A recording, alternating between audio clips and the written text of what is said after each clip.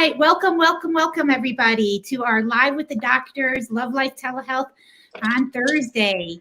So we have an extra special guest here today that we've been so excited about to welcome. And in addition to welcoming all of you and our doctors, we want to welcome the one, the only Dr. Greger. Hello, Dr. Greger. Hello. I'm excited to be here. Thank I you love all so the work that you're doing. Thank you so much for joining us. And for anyone who maybe doesn't know who Dr. Greger is, Dr. Greger is a best-selling author of how many books now? 5, is it? 6? I love how he sighs. Don't forget the pandemic book. 7. Yeah. No, 8. 8 books, 8 best-selling books. Today, we're going to be talking about the new book, How Not to Age, which is pretty darn amazing. But I also wanted to let people know about his website, nutritionfacts.org. So please check it out if you haven't. He gives daily updates, which are incredible. So please check that out as well. But with that, I want to just jump into things because we have 30 minutes, you guys. So we're going to try to get the most out of Dr. Greger while he's here. So Dr. Greger, I wanted to start it out talking about this book, which is amazing. And so congratulations on writing it. It's really nice. Thank you. Premiered number 2 on the New York Times bestseller list last week. Wow, incredible. The number 1 yet? I was disappointed. We tried, Thomas. We're still proud of you, Dr. Greger. Thank you. That's right. So Been there, done that. How Not to Diet came in at number 2. So I thought this is my chance. Number 2 is very important in lifestyle medicine. Well, that is already with the book jokes. I love And longevity. Well, I want to start it off. We're going to open it up to some questions from the docs here and then from our community, hopefully. But I wanted to start off with one question. So you had already written How Not to Die, and you teach us every day how better ways to eat to improve our long-term health. So this book, Writing How Not to Age, I wanted to ask you personally, were there some things that you learned doing this research that you've recently changed into your own diet and lifestyle, basically? Oh, my God. I learn as much as anybody else does. This is all new information. I mean, there's a few, I had a few, aging longevity videos, but there's like 13,000 citations in this puppy. And so it was literally like, in fact, there's entire fields of science that did not exist when I graduated from medical school, like the chapter on microRNAs. That was discovered. They were discovered after I already graduated. So so it was tremendous learning experience and just so excited, so tickled to be able to kind of share that with folks. In terms of what I did in my own diet, I added papali to my daily regimen. That's this long pepper. It's a kind of part of the black pepper family. It has this piperlongumine, which acts as a senolytic compound, ridding the body of these inflammation-spewing so-called zombie cells. Strawberries. I'm eating a lot more strawberries. Normally I'd be like, well, what's the best berry to add to my oatmeal or something? And, blackberries have 5 times the antioxidants of strawberries. So I choose blackberries, right? They're both delicious. But it turns out strawberries are relatively unique and have a high concentration of this compound called fisetin, which also is a senolytic compound. Wheat germ. I remember my mom used to give me wheat germ, but of course, mom was always right. So wheat germ has something called spermidine, which is an autophagy inducer. It's the most concentrated form. I encourage people to try to reach a daily minimum of 20 milligrams of spermidine a day. And so the easiest way to do that is to sprinkle some wheat germ on. So how from How Not to Die, I encourage people to eat a tablespoon of ground flax seeds every day. Well, all I do is I just mix my ground flax seeds with my wheat germ 50-50, and then just, make sure throughout the day I'm sprinkling, 2 tablespoons of that on whatever I'm eating throughout the day. Also eating more tempeh. Not that I didn't love tempeh before, but oh my God. So tempeh is the single most concentrated source on a per serving basis of spermidine. That's because it's found concentrated not only in soybeans, but also in fungi. So number 2 source is white button mushrooms. You get both the soy and the mushroom essentially by eating tempeh. And I started eating more mushrooms in general because not only do they have the spermidine, they have something called ergothioneine, this purported longevity vitamin, really only concentrated one source in the fungi kingdom. And so if you're not eating mushrooms, you're not going to get it. So if there was a daily baker's dozen, if I had to add a 13th to the list, it would definitely be eating mushrooms on a daily basis. Wow, amazing. That's super informative already. So much information. Well, I could ask a bunch more questions, but let's open it up to the docs. I know some of you guys have some burning questions for Dr. Greger, so this is your opportunity. Whip it out. So I had a question, if you don't mind. I have a couple of questions, but I'll start with just one. There's a lot of information being reported recently about infrared saunas and ice baths and things like that for longevity. Did you find anything on research on that? That is such a fantastic question. That's a good question. Why I didn't cover it. I remember. I did a series of videos in my kind of lead detox section on kind of like sauna, steam bath kind of things for heavy metal detoxification. And I was surprised at how little research there was out there. And I think I just had this sense that the research just didn't exist. And of course, there's no research, there's nothing to talk about. But I've gotten that question more than once. And so I was like, oh, let me look it up. And I looked it up, and oh my God, there's this tremendous literature out there on both cold and heat. And most relatively new. There's always been kind of anecdotal stuff, but in terms of randomized controlled trials, and so it's super exciting. So I've added that to my topics list for my next batch of videos. So while it's not found in the book proper, I will be doing videos about it and don't actually know which direction. Is it all like total hokum, or is there something amazing that we should all be doing? Let's find out. Excellent. That's awesome. Kim, take it away with your next question. Oh, I was going to let some other people ask. So, but I have more later.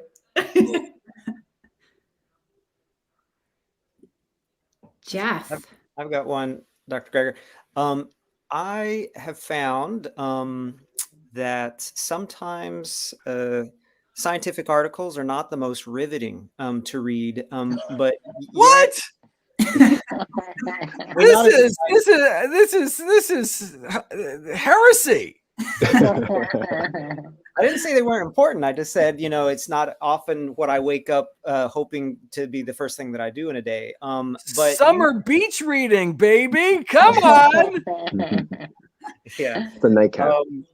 Next time I won't bring a Cosmo. I'll just bring some more JAMA. But my question: you and your team researched just thousands of articles, and just the ones that you included were what did you say, like 13,000 this time? 13,000. Yeah, so it was tens of thousands. Give us just a peek in how that happens, because I'm assuming your team helps funnel some towards you. You're not just trying to look up 20,000 on your own and find 13,000. Can you give us kind of a behind the scenes look at that? Yeah, so we have 14 full-time staff. In fact, we just brought on 2 new nutrition PhDs. And we have about 100 active volunteers at any one time. And some of them work on, logistics, translation, things like that. But, a lot of them are part of the research process. It's really writing the books, doing the videos. That doesn't take any time at all. It's the research that goes into the videos. That 3-minute video or whatever may have taken me 3 days, like 3 days of my life, my precious life, just to make the one stupid 3-minute video. Just because I'm just so deathly afraid of missing something. Because I often find myself, I'm researching, I'm immersed myself in some topic, and then I run across some article that completely 180 changes my opinion. And so I was going in thinking I'd be recommending some supplement and come out recommending against some supplement. And I keep thinking what keeps me up at night is thinking, what if I hadn't seen that article, right? What if I just happened to miss it somehow? And so that's why it's really important for me to really put everything in context for a full literature review. And so that's what the team helps with. It's just like you can do both proactive, retroactive. So basically, you can go through all the the primary sources from whatever you're looking at, and you can use something like the free version would be something like Google Scholar, or what we do is actually pay to access the Web of Science database, where you can look up every article that's ever cited a particular article. So some article comes out with some crazy side effect or crazy benefit. You want to know, like, who's commented on this? What has been kind of the follow-up, something that may not just pop up in PubMed. Maybe it's in some kind of obscure field that just isn't indexed in biomedicine. And so going in both directions, looking at everything they cited, everything else in context on the topic, and everything that cited that, you can see how it just is a very time-consuming process and requires lots of busy hands. That's great. Thank you for explaining that.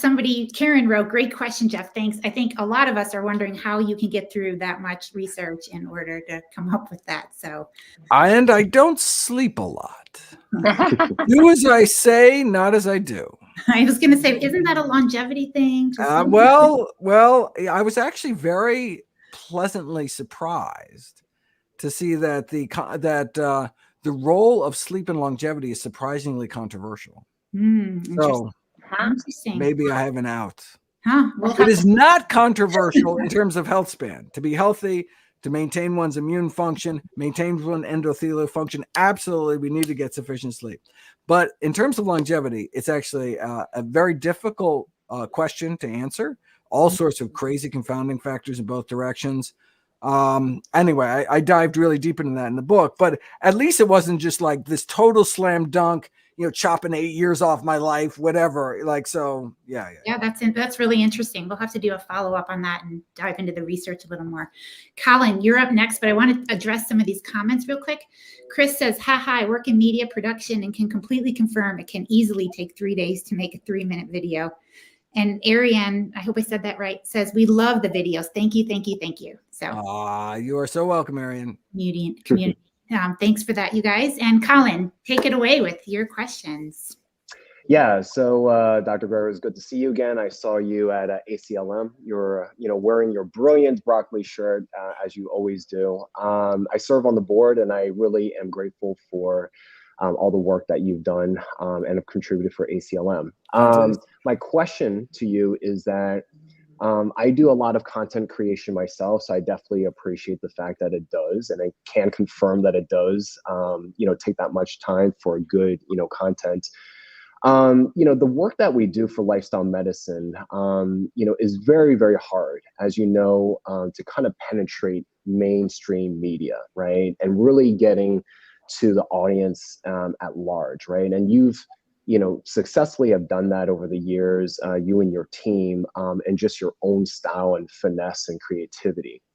My question to you is, what do you think needs to happen? If I gave you like a magic wand, right? What do you think needs to happen in order to turn the tides around in terms of what the nation, is facing? And over time, it doesn't seem like it's slowing down anytime soon. Like, what do you think needs to happen that turns the needle and impacts it the most from your lens? Is it like legislation? Is it, what I'm saying? Like, what needs to happen from your point of view? You mean it's not Ozempic? It seems like it's Ozempic, right?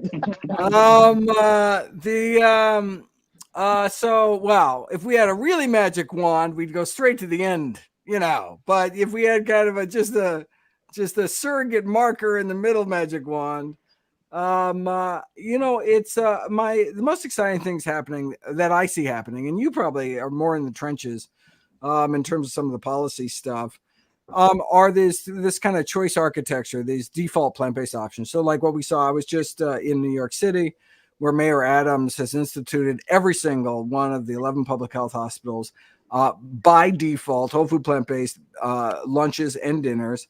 And most patients are sticking with the defaults. That's changing millions of meals every year. And think about that role modeling power. I mean, healthy food in a hospital, like what a concept. And so, and it's really just about making the healthy option the easy option, the healthy option, the default option. We're not taking away anyone's chances. It's your body, your choice. You want to do whatever you want, but you're going to have to go smoke outside, basically. I mean, it's just these little things. And so, I think that can be exploited in terms of kind of institutional change.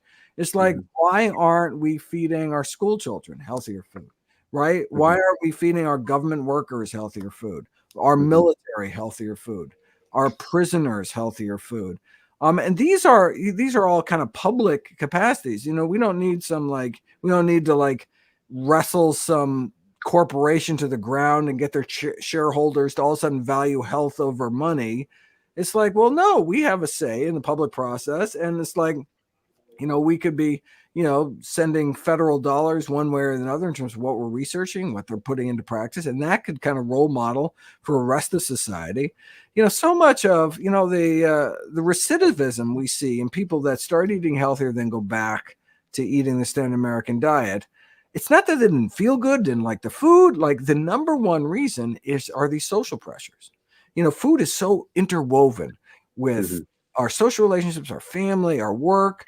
It's just kind of hard to be kind of the odd person out. That's what kind of drags people back into the mud.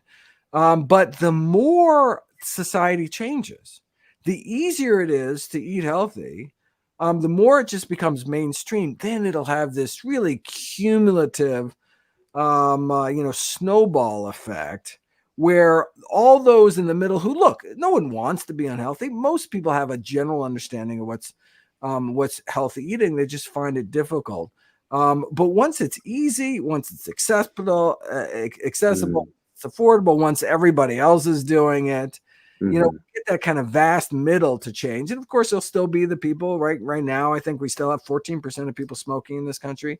But it went from essentially almost nobody at the beginning of the last century smoking to a peak in 1964, 4,000 cigarettes per capita, half a pack a day, the average man and woman. And it's just because everybody smoked. I mean, that's just, most doctors smoked. It was just normal, natural to smoke. I mean, it's just like what you did. And so people just kind of went along with it.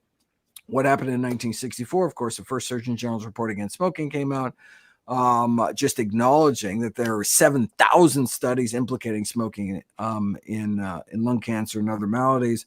And since then, tobacco rates have come tumbling down, and see these gorgeous drop in lung cancer rates. One of the most, greatest public health victories of all time.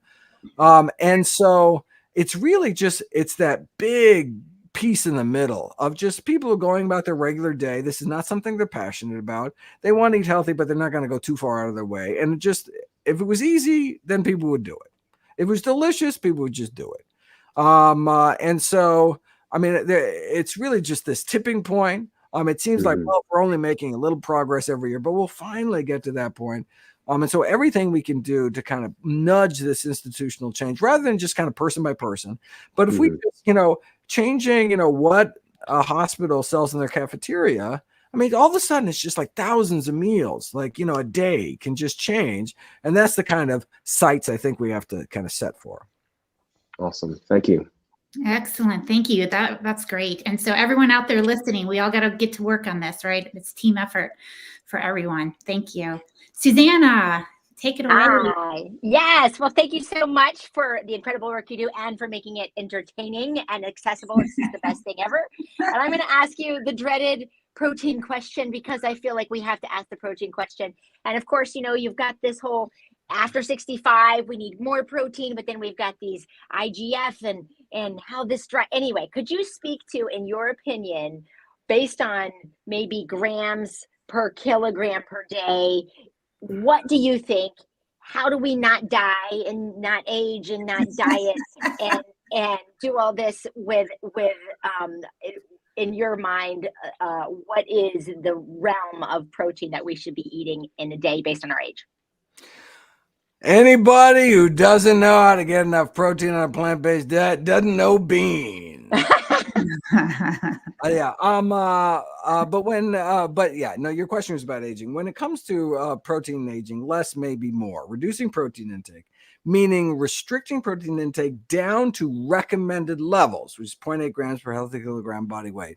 It's the only thing I could find in my research that can block all 11 aging pathways, boosting NAD, improving immunity, decreasing oxidative stress, inflammation, insulin resistance, as well as the cancer-promoting growth hormone IGF-1 that you mentioned.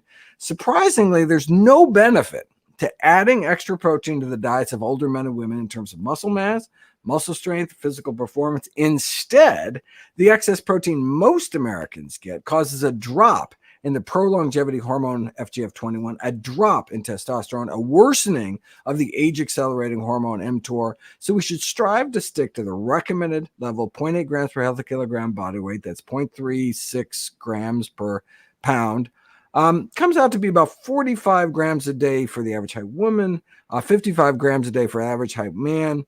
And in terms of age 65, I think it's reasonable to, instead of restricting down to 0.8, restricting down to 1.0 after the age of 65. That's still less than what most Americans get. So it's all just instead of like we need more protein when we age, it's actually we just need to restrict less. Interesting. And if we're all eating more tempeh, you guys, it's going to be easy for us all to get there. We have some protein questions here related to what Dr. Greger just answered. And then Kim, I'm going to send you to the next because I think yours is really mine is the same. Mine is, without me doing supplements or anything like that, because I exercise, I eat a lot. I get like almost 1.7 grams per kilogram of protein without even trying beans. Jesus. I know it's beans and lentils and tofu and tempeh and you eat too much, Kim. He's saying it. I know. So I need to cut down, is what you're telling me. Well, it turns out that most or all of the benefits of protein restriction actually is arising from the restriction of particular amino acids, notably methionine, cysteine, some of the branched chains. And so you can even keep your protein intake the same, but just switch from animal sources to plant sources like bean. So you can basically methionine restrict even without changing protein by just switching to plant sources. So they're at a certain level, you can actually get it with enough with a high enough protein intake. Now this is with supplement like concentrated protein powders. You give people enough protein powder, whether it's whey or pea, and you can get a bump in IGF-1. Only when you are at more moderate levels of intake do you actually see a difference between animal protein and plant protein. So as long as you are not adding protein powders to your day, and you are sticking to whole food plant-based sources, it's not something I'm worried about. So along those same lines, we have some questions here that people are saying they're eating 3 half cups servings of beans a day, and it's putting their protein higher than the recommended amount. So they want to know what you think of that. Yeah, again, beans are the lowest methionine concentrated source of protein in the human diet. And so the recommendation, this book is not written for the whole food plant-based community, right? This book, it would be a very different book, right? This book is written for people that have never eaten a bean in their life, right? Other than jelly beans. So that's really where so all these studies showing protein restriction have these dramatic metabolic benefits within days and weeks. These are people eating the standard American diet. And so when they're cutting protein, guess what they're cutting out, right? They're cutting out mostly animal protein. So for the general public, a protein restriction message, it makes a lot of sense. But that's why I go into the methionine restriction, where it really is about switch. It really is not the protein itself, but these particular amino acids, which just by switching to plant sources, we can drop down to where we want them to be. And so no supplemental protein powders for anyone, and concentrating on whole food plant-based sources. However, I do talk about really interesting body of data that I was not aware of, about impaired wound healing among vegans. And these vegans were getting sufficient protein, 0.8 grams per 1,000 kilogram body weight, but they were getting insufficient protein for wound healing, right?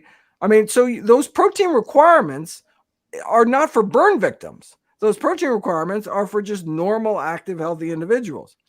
If you are undergoing surgery, if you have an illness, right, our body has to churn out massive amounts of antibodies.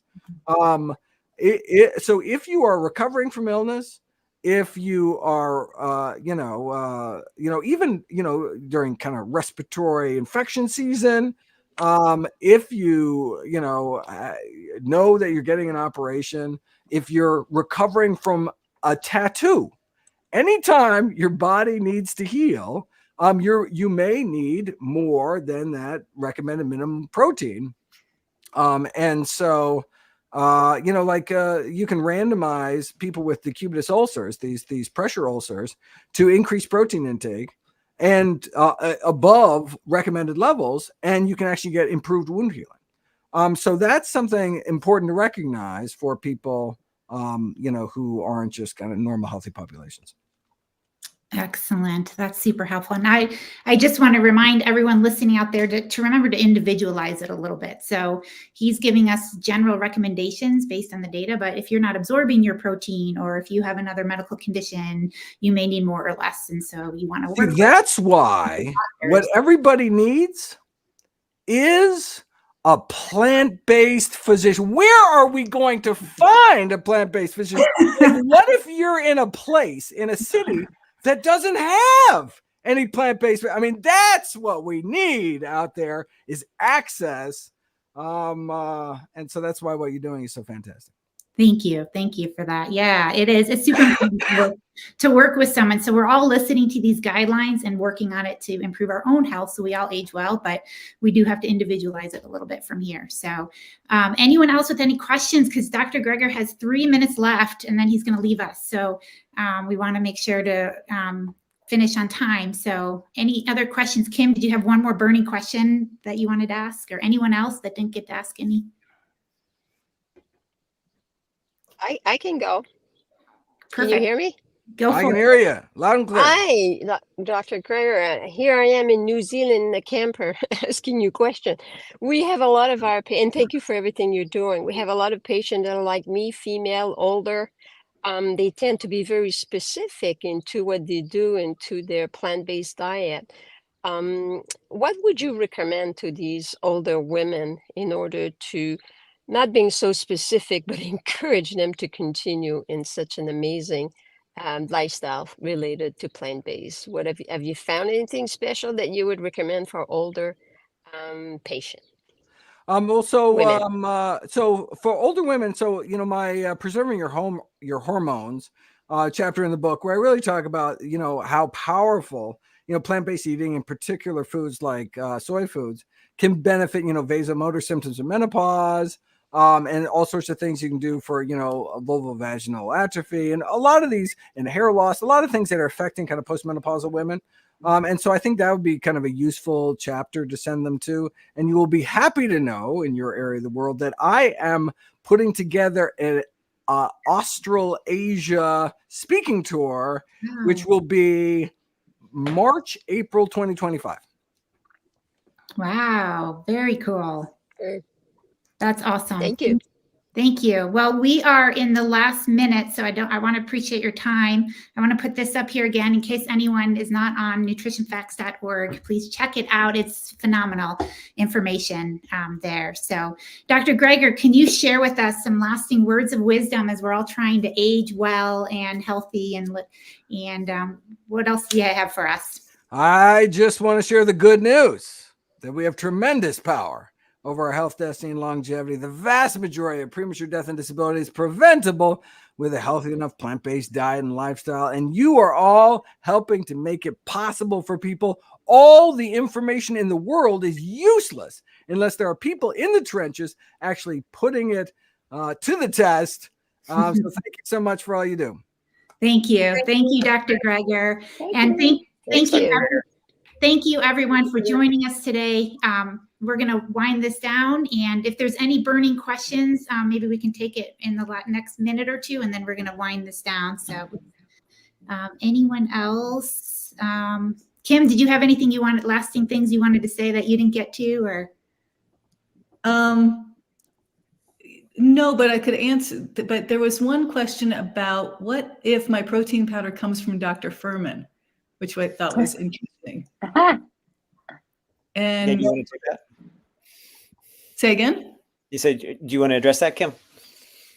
Well, I was going to ask Chris why you think you need protein powder, and why you're taking that, because that's interesting. I mean, honestly, when I did because I was trying to check on Chronometer what my level of protein was, just to see for patients, and I was shocked at how high it was without any protein powder. So it'd be interesting to see what other people have to say about that too.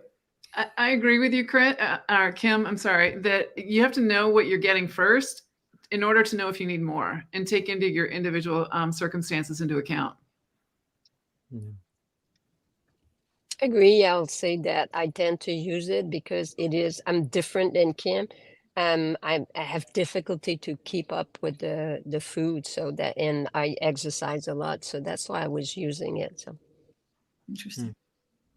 Yeah, I would say the same as Elizabeth, that we are all individuals. So some people aren't eating very much, aren't getting the nutrition. So again, we need to look at each person. But general comments is try to get it from the food and look at what you're eating. So that's an awesome recommendation. But for those who aren't able to do it, there's other things that they can do. So.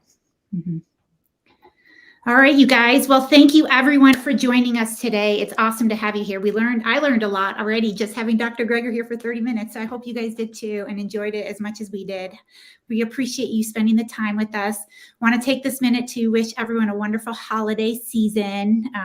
And we will see you in the new year. We're going to be back January 4th, Thursday, with Robbie Barbero from Mastering Diabetes. So talking more about diabetes and reversing insulin sensitivity. Insulin resistance. So hope to see you guys then. Happy holidays, everyone. And thanks to the docs. Do you guys have any lasting words you guys want to share after that webinar? The book is amazing, as is Dr. Greger and nutritionfacts.org. It is really tough to read because it's got small print. So if you're going to get a big magnifying glass and a light, or listen to it. Yeah, so it's a great book. And the only other thing I had was, he mentioned about smoothies and having bananas in smoothies, but you can watch his video on that, because bananas and blueberries together takes down some of the absorption of the good parts of the blueberries, but still eat plant-based and enjoy and have a wonderful holiday season too. Yep. Thanks, everyone. Take care. Bye-bye. Holidays. Yep.